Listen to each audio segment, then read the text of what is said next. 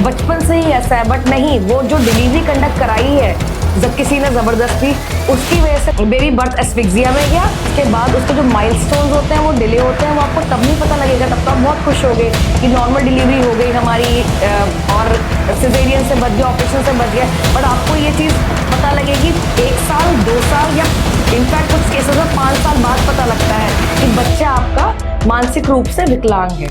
Hello everybody, I am doctor Nupur Sharma, queens multi speciality hospital, sector 77, Gurgaon. तो आज हम बहुत ही ज़्यादा कॉमन टॉपिक के बारे में डिस्कस करना चाह रहे हैं, जो बहुत टाइम से मेरे दिमाग में था कि मैं डिस्कस करूंगी, बट मैं आज डिस्कस करना चाहती हूँ। जो आम पब्लिक है, जो आम लोग हैं, उनके बीच में बहुत काफ़ी शंका रहती है ये प्राइवेट हॉस्पिटल्स या कॉर्पोरेट हॉस्पिटल्स को लेके कि यहाँ पे अगर पेशेंट आया है तो उसका सिजेरियन ही होगा।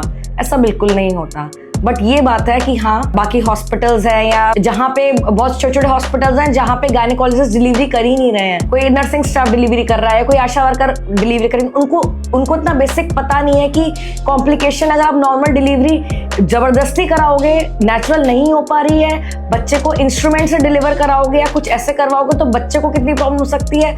मदर की जान भी जा सकती है, बच्चे की भी जान जा सकती है, और उनको इस चीज का फर्क नहीं पड़ता क्योंकि उनके पास कोई डिग्री है नहीं, उनको कुछ खोने के लिए नहीं है। तो कुछ जो सेटअप है, कुछ हॉस्पिटल्स हैं मे बी नियर बाय, तो उसमें जो डिलीवरी करा रहे हैं वो डॉक्टर नहीं करा रहे हैं, लाइक गायनेकोलॉजिस्ट नहीं करा रहे हैं, जिनको नॉलेज हो बेसिक एनाटॉमी, बेसिक फिजियोलॉजी की कि क्या कॉम्प्लिकेशंस हो सकते हैं बच्चे को, मदर को, उनको बस नॉर्मल डिलीवरी के नाम पे नॉर्मल डिलीवरी करानी है। बट आपको ये नहीं पता कि अगर डिलीवरी करने के बाद बच्चा आपका 1 मिनट तक भी नहीं रोता है, 1 मिनट भी, मतलब बहुत बड़ी बात है ये कि अगर 1 मिनट के बाद रोता है तो वो उसका मतलब पहले बर्थ एस्फिक्सिया में जा चुका है, ठीक है। उसके बाद उसके जो माइलस्टोन्स होते हैं वो डिले होते हैं, वो आपको तब नहीं पता लगेगा, तब तो आप बहुत खुश हो गए कि नॉर्मल डिलीवरी हो गई हमारी और सिजेरियन से बच गया, ऑपरेशन से बच गया। बट आपको ये चीज़ पता लगेगी 1 साल 2 साल या इनफैक्ट कुछ केसेस में 5 साल बाद पता लगता है कि बच्चा आपका मानसिक रूप से विकलांग है।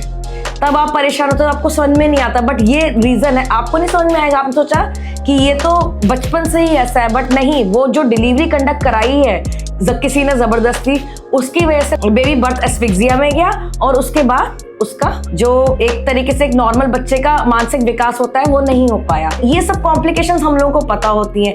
एक लिमिट तक आप मेडिसिन, अगर आपके नेचुरल पेन्स नहीं बने हैं और आपको ऑलरेडी फुल टर्म हो चुका है, आप एक लिमिट तक दवाई दे सकते हो।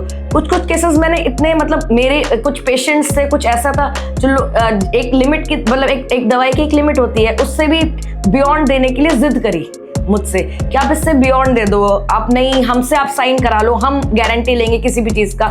बट उसको बियॉन्ड देके कोई फायदा नहीं है, बच्चा तुरंत IUD हो गया और अच्छी खासी उसकी FHS चल रही थी, 5 मिनट पहले 5 मिनट में IUD हो गया। तो जो इंसान की जान है ना, वो बहुत अनप्रिडिक्टेबल है, आप कुछ नहीं बोल सकते, आप कोई इसमें गारंटी नहीं दे सकते। आप बस ये कर सकते हो कि ऑब्वियसली जो पढ़ा लिखा होगा, जो डॉक्टर आपका गायनेकोलॉजिस्ट होगा, उसको पता होगा कि किस टाइम तक आप इंडक्शन कर सकते हो, किस टाइम के बाद आपको इंडक्शन नहीं करना। और आपको बेसिकली क्या चाहिए कि आपको मदर और बेबी दोनों हेल्दी होना चाहिए। बाकी कोई इसमें ऐसा पेशेंट्स को नहीं सोचना चाहिए कि कोई भी जो गायनेकोलॉजिस्ट हमारी डॉक्टर है वो पैसे के चक्कर में, थोड़े बहुत रुपए के चक्कर में नॉर्मल डिलीवरी सिजेरियन कर देगा, ऐसा नहीं है। अगर आपका डायलेट्रेशन अच्छा होता जाएगा, अगर बच्चे का सर नीचे आता जाएगा, बच्चेदानी का मुंह खुलता जाएगा, ऑब्वियस सी बात है कि नॉर्मल डिलीवरी कुछ ही टाइम में आपकी हो जाएगी। मुझे ऐसा लगता है कि इस टॉपिक मैंने काफी कुछ कवर कर दिया है। अगर आपके मन में कोई भी क्वेश्चन है, कोई भी क्वेरी है, तो आप नीचे कमेंट में पूछ सकते हैं। Thank you so much.